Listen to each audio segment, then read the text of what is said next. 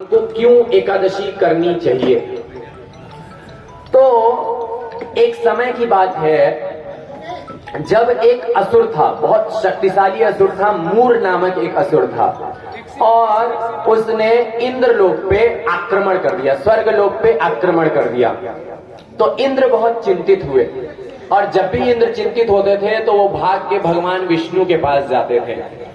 तो वे विष्णु भगवान के पास पहुंचे और उन्होंने प्रार्थना की कि वे उनकी रक्षा करें। तो विष्णु भगवान सदैव रक्षा करते हैं, सबकी रक्षा करते हैं, हम सभी की भी रक्षा करते हैं, इंद्र की भी रक्षा करते हैं, ब्रह्मा जी की भी रक्षा करते हैं।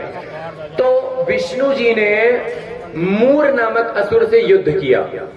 वैसे तो भगवान के पास इतनी शक्ति है कि वे अपने धाम में बैठ के चिंतन मात्र से किसी का भी वध कर सकते हैं, लेकिन भगवान भी लीला करने आते हैं। भगवान भी अन्य भक्तों को अवसर देने के लिए लीला करने आते हैं। भगवान श्री राम रावण को मारने के लिए अवतरित नहीं हुए, भगवान श्री कृष्ण कंस को मारने के लिए अवतरित नहीं हुए। उनको वे अपने धाम में चिंतन मात्र से मार सकते हैं, लेकिन और सारे भक्त हैं जिन भक्तों के साथ लीला करने के लिए, जैसे हरिनाम प्रभु का अवतरण क्यों हुआ, चैतन्य महाप्रभु ने हम सभी को हरिनाम क्यों दिया।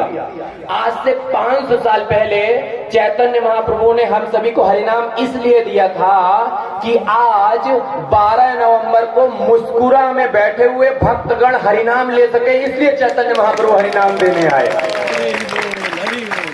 तो भगवान हमेशा से ही कृपालु है, तो इसलिए भगवान मूर नामक असुर को भी तारने के लिए आए और असुर से युद्ध करते हुए एक समय ऐसा आया कि भगवान को थकान हो गया।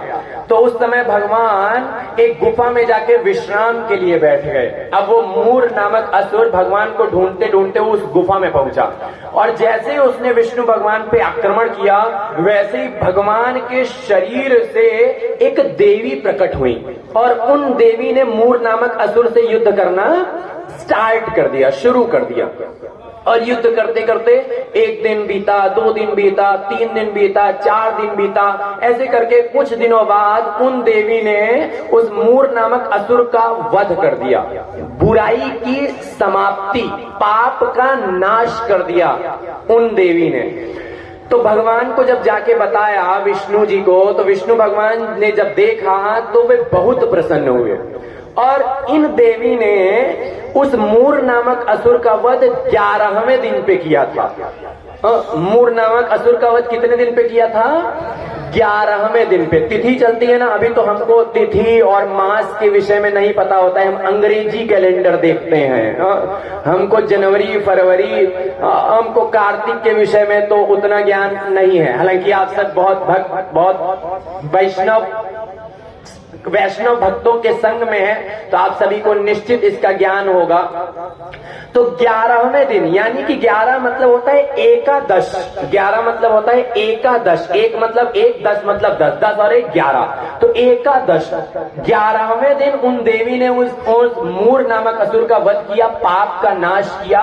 इसलिए भगवान बहुत प्रसन्न हुए और भगवान बोले कि आज एकादशी, आज 11वें दिन में आपने इनका वध किया है, पाप का नाश किया है, इसलिए मैं आपसे अत्यंत प्रसन्न हूं। और आज के दिवस, एकादशी के दिवस, चूंकि पाप का नाश हुआ है, किसी को किसी भी प्रकार का किसी भी चीज में कोई भी पाप नहीं लगेगा। भगवान इतने प्रसन्न हुए और जो देवी थी उनको ये वरदान दे दिया, किसी को किसी भी प्रकार का एकादशी के दिन पाप नहीं लगेगा। तो जो पाप थे, पाप भी एक व्यक्ति है, एक पुरुष है, जिनका जो दायित्व है, जिनका जो कर्म है, वो भगवान ने उनको सौंप रखा है।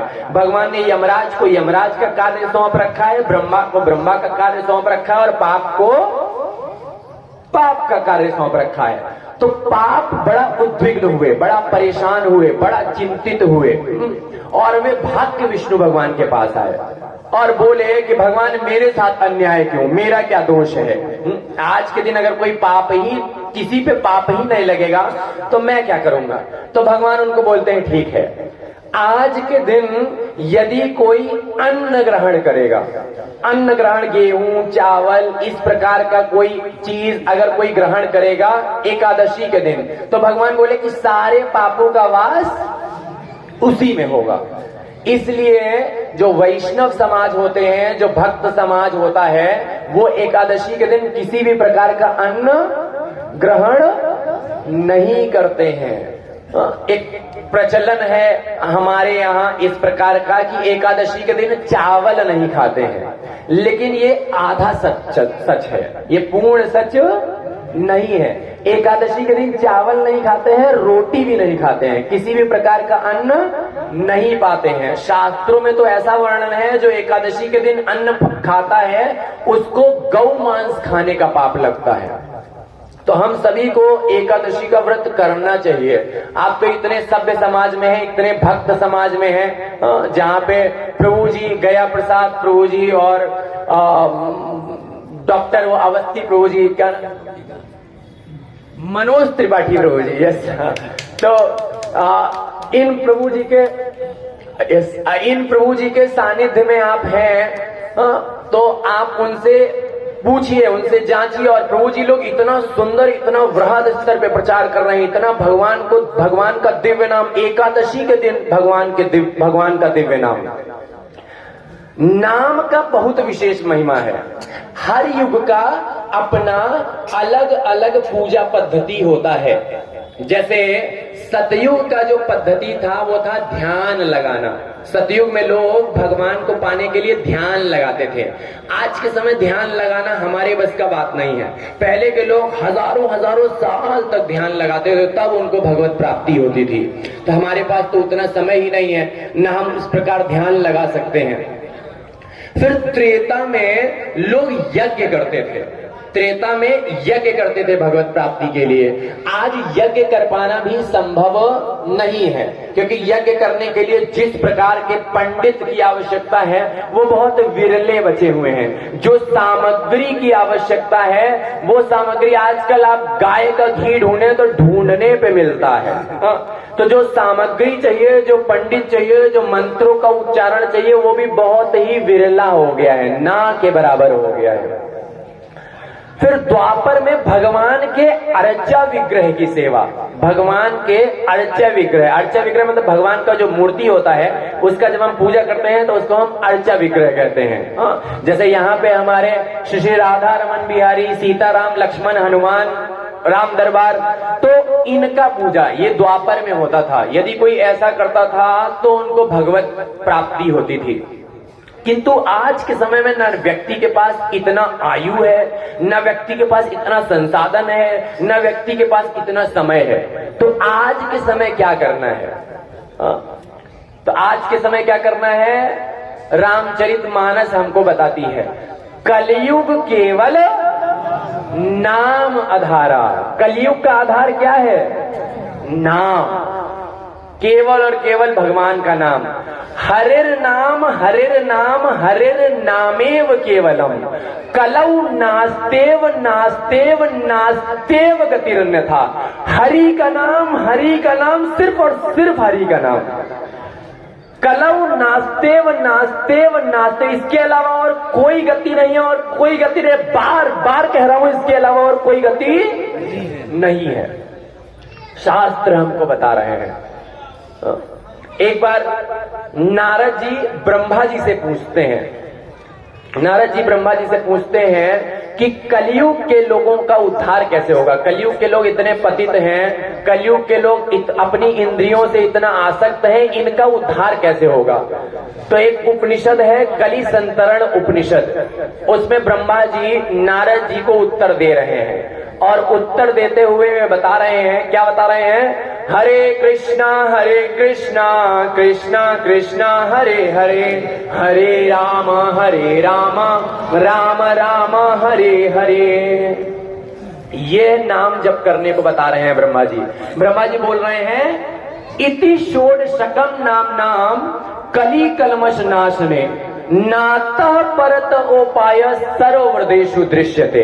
इति षोडशकम नाम, इति षोडशक मतलब 16, ये 16 अक्षर का नाम। इति षोडशकम नाम, यह 16 अक्षर का नाम हमारे सभी पापों का नाश करने के लिए पर्याप्त है। नातः परत उपाय, इसके अतिरिक्त और कोई उपाय नहीं है। नातः परत उपाय सर्ववेदेषु दृश्यते, सारे वेद पुराण सब देखने के बाद ब्रह्मा जी एकदम निचोड़ बता रहे हैं। अच्छा, ब्रह्मा जी ज्यादा बुद्धिमान है कि हम ज्यादा बुद्धिमान हैं? अगर हम ऐसे ही देखें तो ब्रह्मा जी के 4 सर हैं, है ना, तो ब्रह्मा जी हमसे 4 गुना बुद्धिमान। वैसे तो वो बहुत बुद्धिमान है, लेकिन हम अपनी बुद्धि से समझने की कोशिश करें तो भी ऐसा है। और सभी शास्त्र का निचोड़ यही है।